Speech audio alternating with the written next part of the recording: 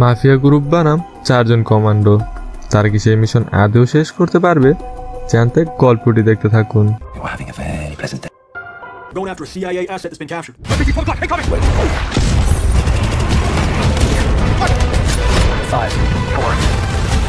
গল্পের শুরুতে আমরা দেখতে পাই কেনি নামে একজন বিমান বাহিনীর সৈনিক যে মিলিটারি বেস ক্যাম্পে আছে এবং সেখানে সে ফলের জুস খাচ্ছে।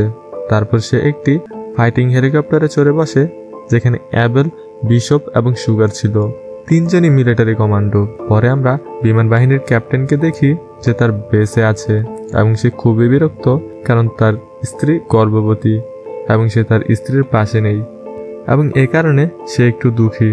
নিয়া নামের এক কলিগ তাকে শান্ত করার চেষ্টা করে এবং বলে যে আমাদের দুজনকেই কাজে মনোযোগ দিতে হবে কারণ আমরা একটি মিশন পেয়েছি এবং আমাদের পুরো দল সেই মিশনে। এখন আমাদের সাহায্য করতে হবে তাদেরকে। হেলিকপ্টারের ভিতরে দেখানো হয় সেখানে কিনি তার ফলের জুস হারিয়ে ফেলে এবং তা খুঁজতে শুরু করে। তখন বাকি 3 জন কমান্ডো কিনিকে নিয়ে মজা করে এবং এয়ারফোর্সে সেই ক্যাপ্টেন সে তার বাকি স্টাফদের বলে যে আমার স্ত্রী ফোন করবে এবং সেই কারণেই যদি এই ফোনটি বাজতে শুরু করে তাহলে তোমরা সবাই আমাকে জানাবে কারণ আমি আমার মিশনে মনোযোগ দিচ্ছি। কিন্তু বাকি সৈন্যরা খেলায় মনোযোগ দিচ্ছিল এবং সে কারণেই তারা ক্যাপ্টেনের কথা বেশি শুনছিল না। তারা এটাকে গুরুত্বের সাথে নেয় না এবং ক্যাপ্টেন এখান থেকে চলে যায় এবং হেলিকপ্টারের ভিতরে উপস্থিত অন্য 4 জন সৈন্য তাদের অবস্থানে পৌঁছে হেলিকপ্টার থেকে লাফ দেয় এবং এই সৈন্যরা তাদের লক্ষ্য থেকে 8 কিলোমিটার দূরে একটি সমুদ্র তীরে ল্যান্ড করে। তাই তাদের সামনের পথ হেঁটে পার করতে হবে। তারা যেখানে এসেছে তার নাম ল্যান্ড অফ ব্যাড, যেখানে সন্ত্রাসীদের ঘাঁটি রয়েছে এবং তারা মিশন পেয়েছে যে একটি সিআইএ এজেন্ট যে গোপনে এই সন্ত্রাসীদের সকল তথ্য দিত সে সন্ত্রাসীদের হাতে ধরা পড়েছে এবং এই কমান্ডোরা তাকে মুক্ত করতে এসেছে। এই পুরো মিশনটি সম্পূর্ণ গোপন রাখা হয়েছে। অ্যাডি এবং নিয়া তারা বেস থেকে একটি ড্রোন পরিচালনা করছে এবং তাদের দলের 4 জনকে বলছে যে সামনে বিপদ আছে কি না। কিনির এটি দ্বিতীয় মিশন আর বাকি 3 জন কমান্ডো এরকম অনেক মিশন করেছে। তারা একটানা 5 কিলোমিটার হাঁটতে থাকে। এখন তারা তাদের টার্গেট থেকে 3 কিলোমিটার দূরে, কিন্তু তারপর তারা কিছু নড়াচড়া দেখতে পায়। সে কারণে এই 3 জন সৈন্য একসাথে পজিশন নেয় এবং কিনিকে বলে দ্রুত এডির সাথে যোগাযোগ করে আমাদের সামনের পথ পরিষ্কার কিনা তা জানাতে বলো।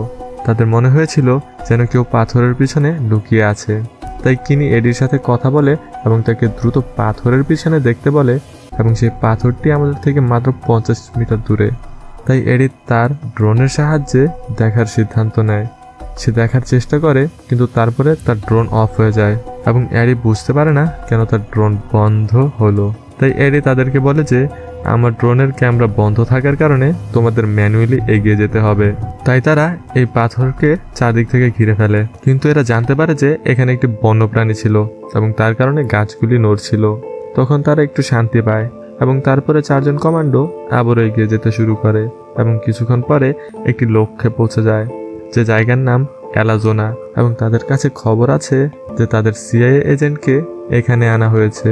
সেজন্য তারা এখানে অবস্থান করে এবং পর্যবেক্ষণ শুরু করে এবং জানতে পারে এখানে অনেক সন্ত্রাসী রয়েছে আর এই সন্ত্রাসীদের একজন বস রয়েছে যে তার পরিবার নিয়ে এখানে থাকে। সেজন্যই এই সৈন্যরা নিজ নিজ অবস্থান নিয়ে নেয়। কিনি একদিকে শুয়ে শুয়ে সন্ত্রাসীদের গণনা শুরু করে এখানে কত সন্ত্রাসী ঘুরে বেড়াচ্ছে।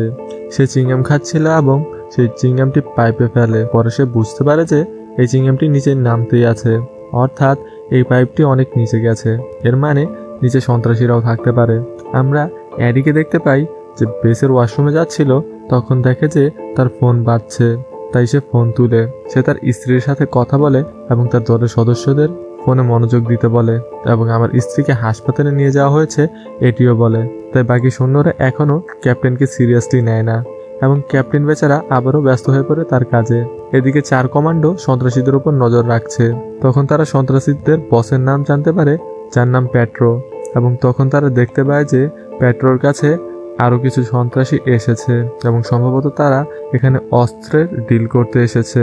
এখন এখানে আরও সন্ত্রাসী এসে পড়ে।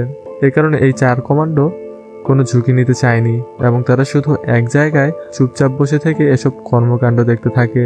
কিন্তু সন্ত্রাসীরা যে সবেমাত্র এখানে এসেছিল তারা আসতেই পেট্রোর লোকজনের উপর গুলি চালাতে শুরু করে এবং ধীরে ধীরে তারা পেট্রোর সমস্ত লোককে হত্যা করে এবং এই 4 জন সৈন্য বুঝতে পারে না যে এখানে কি হচ্ছে। সন্ত্রাসীরা পেট্রোর স্ত্রী এবং তার সন্তানকেও বন্দী করে এবং তার স্ত্রীর গলা কেটে ফেলে, যা বাকি 4 জন সৈন্য দেখছিল, কিন্তু তারা দেখে সহ্য করতে পারছিল না। তাই তারা এডিকে বলে আমাদের লোকেশনের কাছে দ্রুত একটি বোমা ফেলতে। তখন এডি এটির জন্য প্রস্তুত হয় এবং তার ড্রোনের সাহায্যে সে সেখানে বোমা ফেলে, যার কারণে পেট্রোয়ের ছোট ছেলে সেখান থেকে পালাতে সক্ষম হয়। কিন্তু বোমা পড়ে যাওয়ার কারণে গুহার নিচে অনেক সন্ত্রাসী ছিল যারা উপরে আসে এবং তারা সেখান থেকে বের হয়ে যায় যেখানে কিনি শুয়েছিল। তাদের একজন সন্ত্রাসী এখানে কিনিকে দেখে, কিন্তু বাকি 3 জন কমান্ডো এখানে ছিল, সে কারণে 3 জন কমান্ডো মিলে এই সন্ত্রাসীদের মেরে ফেলে। সেজন্য কিনির জীবন রক্ষা পায়, কিন্তু মারা যাওয়ার আগে এই সন্ত্রাসীরা এখানে বোমা ফাটিয়ে দেয়। এই বোমা বিস্ফোরণ শুনে অন্য সন্ত্রাসীরাও এখানে চলে আসে এবং এই সন্ত্রাসীরা সে সময় অ্যাবেলের কাছাকাছি পৌঁছে যায়। অ্যাবেল তাদের সাথে একা লড়াই করার চেষ্টা করে, তখন কিনি দ্রুত সেখানে অ্যাবেলের কাছে পৌঁছে যায়। এখন অ্যাবেলকে গুলি করা হয় এবং কিনি তাকে সাহায্য করার চেষ্টা করে, কিন্তু অ্যাবেল ঘটনাস্থলেই নিহত হয় এবং ততক্ষণে আরও সন্ত্রাসীরা এসে পৌঁছায়, যারা আরপিজির সাহায্যে তাদের আক্রমণ করে। এখন বিশপ কিনিকে ডাকে এবং বলে যে আমাদের পিছু হটতে হবে, এখানে অনেক সন্ত্রাসী এসেছে। সে কারণেই এডিকে ফোন করে বলে যে আমরা যে জায়গায় আছি সেখানে আরো সন্ত্রাসী পৌঁছেছে, তাই আপনি দ্রুত সেখানে বোমা ফেলেন। তখন এডি তার ড্রোনের সাহায্যে সময় নষ্ট না করে সন্ত্রাসীরা যেখানে আসে সে জায়গায় বোম ফেলে এবং এইভাবে কিনি ও তার বন্ধুদের প্রাণ বাঁচায়। কিনি ঝোপের আড়ালে লুকিয়ে থাকে এবং এখান থেকে এডিকে আবার ফোন করে এবং এডিকে বলে যে আমরা অ্যাবেলকে হারিয়েছি, কিন্তু আমাদের বাকি 2 বন্ধু এখনো নিখোঁজ। এবং কিনি খুব নার্ভাস হয়ে যায়। তখন এডি বলে চিন্তা করো না, আমি খুঁজে বের করব। প্রথমে তুমি যে কোনোভাবে এখান থেকে চলে যাও। এবং সে সামনের পথটি বলে যেটি একেবারে পরিষ্কার এবং এটিও বলে যে একটি হেলিকপ্টার তোমাকে নিতে আসবে, তাই তোমাকে এখান থেকে চলে যেতে হবে সেখানে যেখানে তোমরা ল্যান্ড করেছিলে। তাই কিনি এখান থেকে একা হেঁটে যায়, কিন্তু কিনি যখন বনের ভিতরে হাঁটতে থাকে তখন এডি তাকে বলে যে একটি ট্রাক তোমার দিকে আসছে, তাই তুমি দ্রুত লুকিয়ে পড়ো। সময় নষ্ট না করে তখন কিনি একটি জায়গায় লুকিয়ে থাকে। তখন ঘোড়ায় চড়ে সন্ত্রাসীরা এখানে আসে, কিন্তু তারা কিনিকে দেখতে পায় না, কিন্তু তাদের কুকুর কিনিকে দেখে। কিন্তু কিনি একেবারে শান্ত থাকে, তাই কুকুরটি তাকে কিছু না বলে এখান থেকে চলে যায় এবং এভাবেই কিনির জীবন আরেকবার রক্ষা পায়। এখন সে হাঁটা শুরু করে। সে তখন আতঙ্কিত ছিল এবং এডি তাকে শান্ত করার চেষ্টা করে এবং জিজ্ঞেস করে তুমি কোন জায়গায় থেকে এসেছো। এখানে কিনি বলে যে আমি ওহিও থেকে এসেছি। তারপর এডি বলে যে আমিও একই জায়গা থেকে এসেছি, কিন্তু চিন্তা করবে না, আমি আমার সমস্ত শক্তি ব্যবহার করব, তবুও তোমাকে সেখান থেকে নিরাপদে আনবো। কিনি আমার 2 সঙ্গী কোথায় আছে তা জিজ্ঞাসা করার চেষ্টা করে। তখন এডি বলে যে কেউ এখনো তার সাথে যোগাযোগ করতে সক্ষম হয়নি। ধীরে ধীরে রাত নেমে আসে এবং কিনি কোনোভাবে তাকে যেখানে পৌঁছাতে হবে সেখানে পৌঁছাতে সক্ষম হয়। একটি হেলিকপ্টারও তাকে নিতে আসে এবং কিনি দ্রুত সেই হেলিকপ্টারের দিকে ছুটে যায়, কিন্তু সন্ত্রাসীরা সেখানে ছিল এবং তারা কিনির দিকে গুলি চালায় এবং হেলিকপ্টারে গুলি চালায়। তখন হেলিকপ্টারের সেনারা সন্ত্রাসীদের উপরও গুলি চালায়। তারপর সন্ত্রাসীরা হেলিকপ্টারে আরপিজি মারে এবং সে কারণে হেলিকপ্টার সেখান থেকে চলে যেতে বাধ্য হয়। এখন এই যুদ্ধক্ষেত্রে শুধু কিনি বাকি আছে আর চারিদিকে শুধু সন্ত্রাসী। তারপর এখানে কিনি তাদের কাছ থেকে পালিয়ে বেড়াচ্ছে। তারপর এয়ারফোর্সের একটি প্লেন এখানে আসে এবং কিনি তার অবস্থান বলে দেয় এবং সে কারণেই বিমান বাহিনীর লোকেরা তাদের বিমানের সাহায্যে কিনি থেকে অল্প দূরত্বে প্রচুর বোমা ফেলে। সে কারণে যেখানেই সন্ত্রাসী ছিল তারা মারা যায়।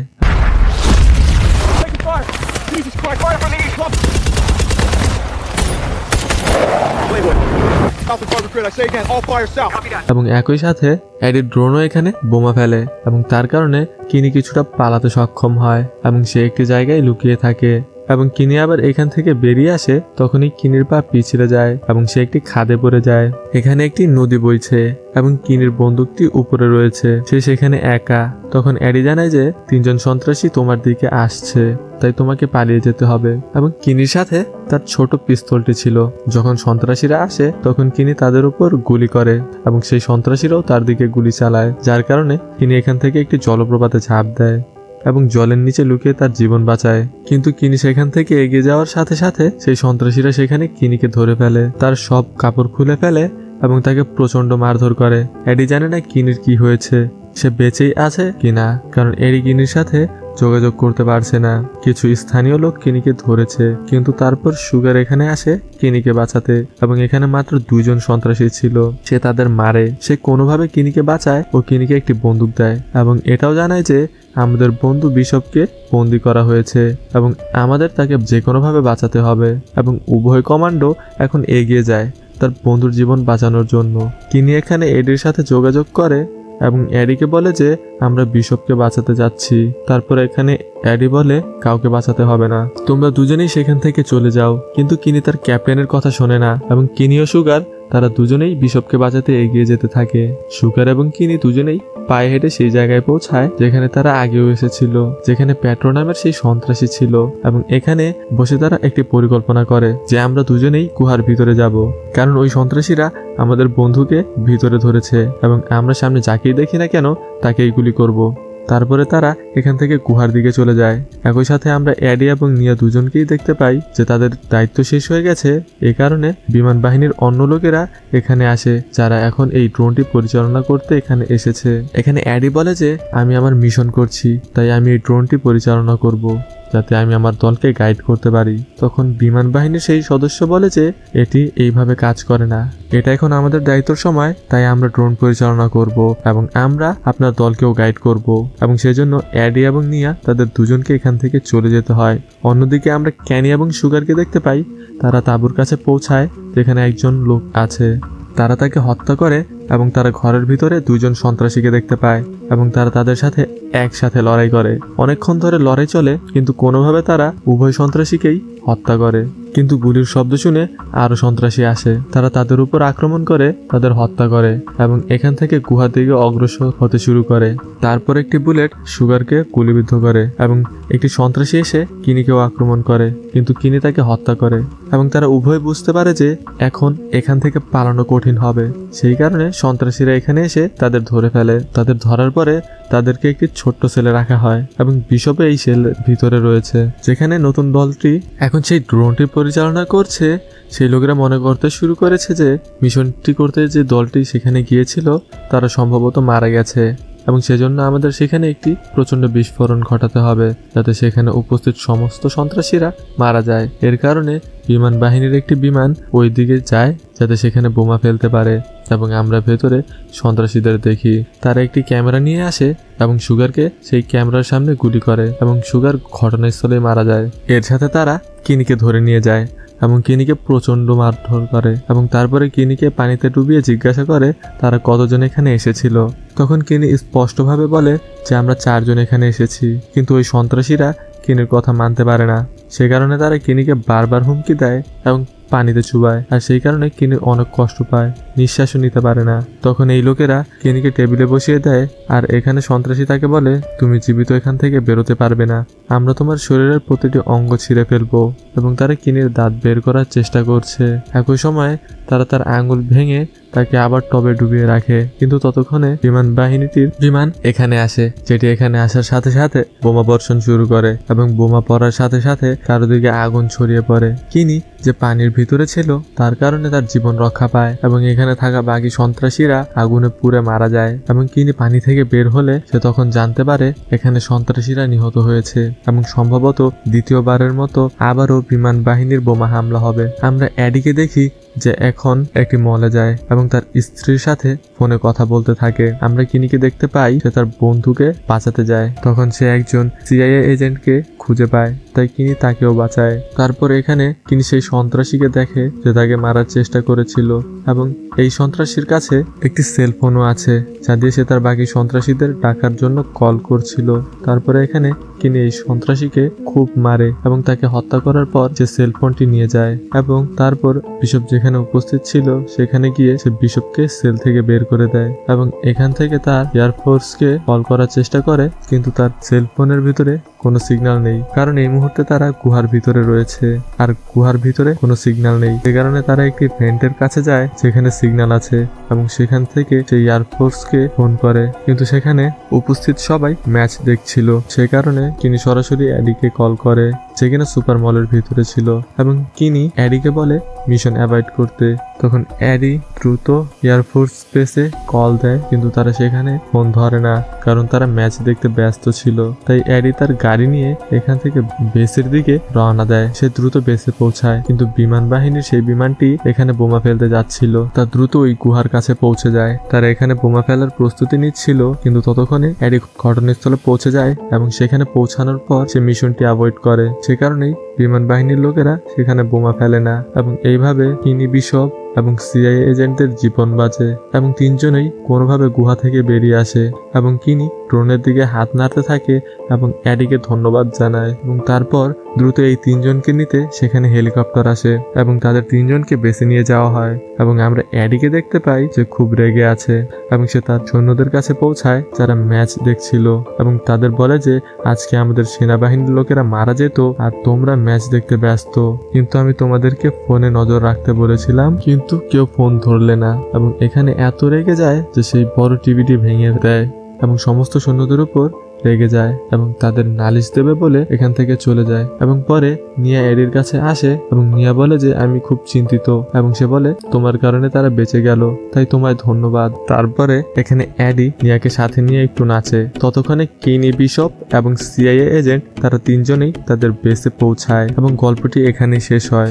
এখন যাচ্ছি কিন্তু যাচ্ছি না, দেখা হবে নতুন কোনো গল্পে। The deployment of 16 to unpredictable by a thinking human being. The scouts are a huge success. It's a new kind of life form, a new step in evolution. It has to learn. What's that? Japanese book? Yeah, it's yours. Japanese love stories? Japanese story? Anything you want to do in your life, you can do. Write poetry, have original ideas. Jimmy wants to paint?